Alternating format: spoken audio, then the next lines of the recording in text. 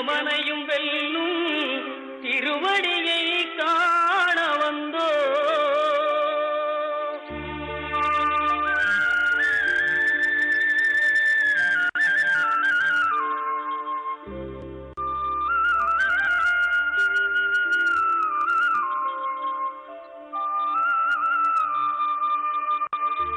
பள்ளிக்கட்டு சபரிமலைக்கு கல்லும் முள்ளும் காலுக்கு மெத்தை சுவாமியே ஐயப்போ சுவாமி சரணம் ஐயப்ப சரணம். பள்ளிக்கட்டு சபரிமலைக்கு கல்லும் முள்ளும் காலுக்கு மெத்தை சுவாமியே ஐயப்போ சுவாமி சரணம் ஐயப்ப சரணம். பள்ளிக்கட்டு சபரிமலைக்கு கல்லும் முள்ளும் காலுக்கு மெத்தை சுவாமியே ஐயப்போ ஐயப்போ சுவாமியே.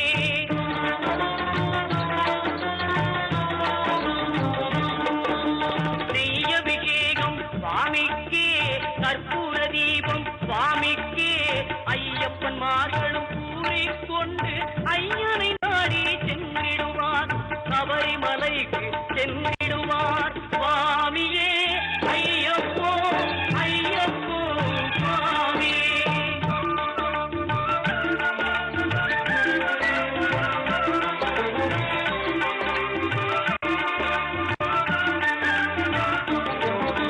கார்த்திகை மாதம் மாலை அணிந்து நேர்த்தியாகவே விரதம் இருந்து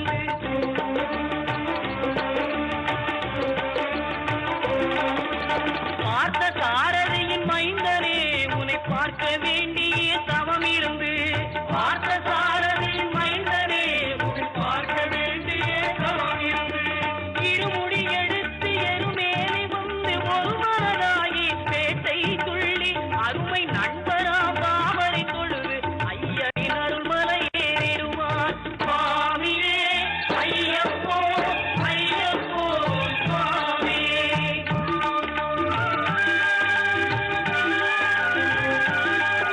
கரிமலை ஏற்றம் கடினம் கடினம் கருணை கடலும் துணை வருவார் கரிமலை இறக்கம் வந்தவுடனே திருநெறி பம்பையை கண்டிடுவார் சுவாமியே ஐயப்போ ஐயப்போ சுவாமியே.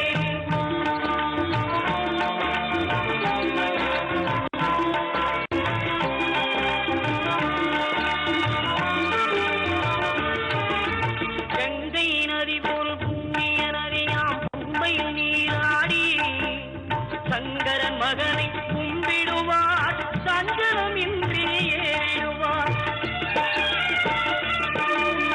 நீலிமலை ஏற்றம் சிவபாலனும் ஏற்றிடுவார் காலமெல்லாம் நமக்கே அருள்காவலராயிருப்பார். தேகபலம் தா பாதபலம் தா தேகபலம் தா பாதபலம் தா தேகபலம் தா என்றால் அவரும் தேகத்தை தந்திடுவார். பாதபலம் தா என்றால் அவரும் பாதத்தை தந்திடுவார். நல்ல பாதையை காட்டிடுவார் சுவாமியே ஐயப்போ ஐயப்போ சுவாமியே.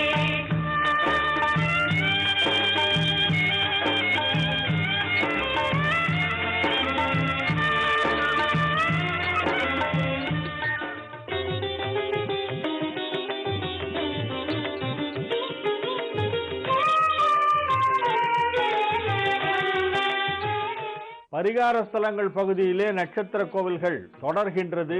சித்திரை நட்சத்திரத்திற்கான கோவில்களை நாம் பார்த்து கொண்டிருக்கிறோம். வில்வமரம் தலவிருட்சமாக உள்ள ஆலயங்களின் வரிசையிலே இப்பொழுது திருவையாறு பற்றி கடந்த 3 நாட்களாக இயன்றவரை எனக்கு தெரிந்த சில தகவல்களை உங்களோடு பகிர்ந்து கொண்டிருக்கிறேன். இன்னும் ஏராளமான விஷயங்கள் இருக்கின்றன. திருவையாறு என்றாலே அது இசைக்கலைஞர்களுக்கு மிகவும் பிடித்த இடம். நானும் ஒரு இசைக்கலைஞன் என்கின்ற முறையிலே சங்கீத பாரம்பரியம் கொண்டவன் என்கின்ற காரணத்தினாலோ என்னமோ எனக்கு சிறு வயது முதலே அந்த திருவையாற்றிலே ஒரு ஈர்ப்பு, ஒரு ஈடுபாடு உண்டு. தியாக பிரம்மம் அவதரித்தது 1767. ஆனால் அதற்கு பல நூறு வருடங்களுக்கு முன்பு இங்கு வந்து அப்பர் பிரான் பாடுகிறார், ஓசை ஒலி எல்லாம் ஆனாய் நீயே என்கிறார். ஆக இந்த ஓசை ஒலி என்று சொல்லப்படுகின்ற இசை தொடர்பான விஷயங்களுக்கும் திருவையாறுக்கும் பல நூற்றாண்டுகளாக தொடர்பு இருக்கிறது என்பதை நாம் இந்த தேவார வரிகளில் இருந்து உணர்ந்து கொள்ளலாம்.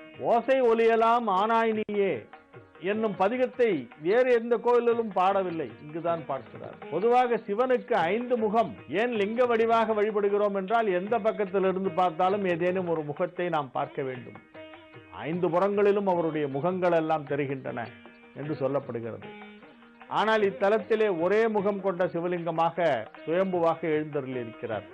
அதனால் அந்த சிவலிங்கத்தின் மேற்பகுதி பார்த்தால் சற்று கோணலாக குறுகியனதாக இருக்கும். அது ஏன் ஒரே முகம் என்றால் அந்த சத்யோஜாதம் என்னும் முகம்தான் இங்கே சிறப்பாக போற்றப்படுகிறது.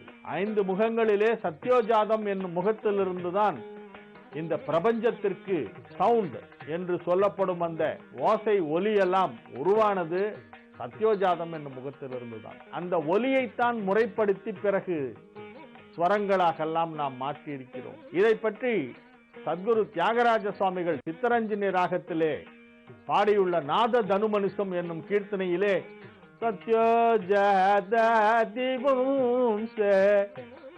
சரிகம பதனி என்று அந்த நிஷாதாந்த ராகத்திலே அழகாக சத்யோஜாதாதி வம்ச சரிகம பதனி என்கிறார். சத்யோஜாதம் என்னும் சிவபெருமானுடைய முகத்திலிருந்து எழுந்த சரிகம பதனி என்னும் சுரங்களே என்று அந்த இசை தேவதையை பற்றி நாதோபாசனை செய்த தியாக பிரம்மம் நமக்கு எடுத்துச் சொல்கிறார். ஆகவே இத்தலம் இசையோடு தொடர்புடையது, ஒலியோடு தொடர்புடையது.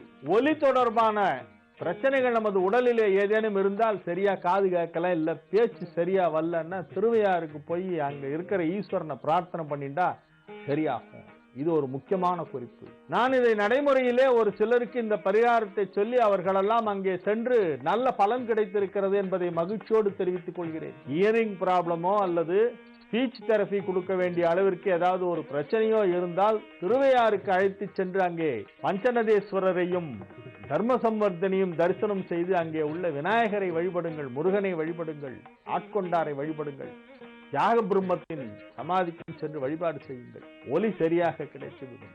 ஓசை ஒலியெல்லாம் ஆனாய் நீயே என்றார் அப்பர் பிரான் இத்தலத்தில் தான். சத்யோஜாதாதி வம்ச சரிகம பதனி என்று தியாக பிரம்மம் பாடியதும் இத்தலத்தில் தான். ஆகவே இத்தலத்திற்கும் இந்த சவுண்ட் தியரிக்கும் ஒரு கனெக்ஷன் இருக்கு. இத்தலத்திலே சில அதிசயமான விஷயங்கள் எல்லாம் இருக்கின்றன. முருகப்பெருமான் என்றால் உடனே நமக்கு வேல் வைத்திருக்கும் உருவம் தான் ஞாபகத்திற்கு வரும். ஆனால் இங்கு வில்லை உடைய முருகனை நாம் பார்க்கலாம், வில்லேந்திய முருகன். இதை பற்றி அருணகிரிநாதர் தனது திருப்புகழிலே மிக அழகாக குறிப்பிட்டிருக்கிறார். அருணகிரிநாதர் திருப்புகழ் பாடிய தலம்.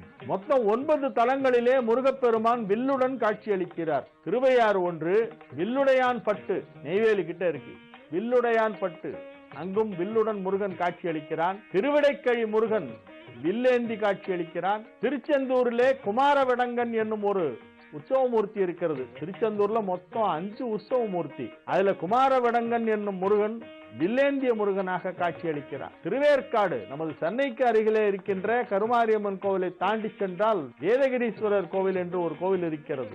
அது பாடல் பெற்ற சிவஸ்தலம். அந்த திருவேற்காடு கோவிலிலே இருக்கும் முருகப்பெருமான் வில்லேந்திய முருகனாக காட்சியளிக்கிறார். சாயக்காடு விளநகர் அவ்வூரிலும் வில்லேந்திய முருகனை காணலாம். திருவண்ணாமலையிலே கம்பத்திளையனார் சன்னதியிலே இருக்கின்ற முருகன் வில்லேந்திய முருகன். அனந்தமங்கலம் என்னும் ஊரிலே முருகப்பெருமான் வில்லுடன் காட்சியளிக்கிறான். தமிழ்நாட்டிலே தென்னிந்தியாவிலே மொத்தம் 9 தலங்களிலே வில்லை ஏந்திய முருகனை நாம் தரிசிக்கலாம். திருப்போரூர், அங்கும் உற்சவர் வில்லை கையில் ஏந்தி ஒரு காலை தரையில் ஊன்றிக்கொண்டு ஒரு காலை மயில் மீது போட்டு ஏறி கிளம்புகின்ற அவசரத்திலே காட்சியளிக்கிறார். திருப்போரூரிலே 9 தலங்கள் முருகன் வில்லுடன் காட்சியளிக்கும் தலங்கள். அதிலே திருவையாறும் ஒன்று. திருவையாறு, வில்லுடையான்பட்டு, திருவடைக்கழி, திருச்செந்தூர் குமாரவிடங்கன், திருவேற்காடு, திருப்போரூர், சாயக்காடு, திருவண்ணாமலை, அனந்தமங்கலபுரம் ஆகிய 9 தலங்களிலே முருகனை வில்லுடன் காட்சியளிக்கிறார். ஆகவே இத்தலத்திலே முருகர் சன்னதி மிகவும் விசேஷமானது. அதே போல இங்கே ஒரு இடத்திலே இரட்டை விநாயகர், ஒரு இடத்திலே ஆவுடை மீது எழுந்தருளிய விநாயகர், வெளியிலே ஓலமிட்ட விநாயகர் என மொத்தம் 11 விநாயகர் சன்னதிகள் இத்தலத்திலே இருக்கின்றன. இவை அனைத்தும் மிகவும் சிறப்பு வாய்ந்தவை. இத்தலத்தை பற்றிய இன்னும் அபூர்வமான சில தகவல்களை எல்லாம் நாளைய நிகழ்ச்சியிலே பார்க்க தவறாதீர்கள். உங்களிடமிருந்து இப்பொழுது தற்காலிகமாக விடைபெற்றுக் கொள்வது உங்கள் வழிகாட்டி ஜோதிடர் ஹரிகேசநல்லூர் வெங்கட்ராமன். வணக்கம்.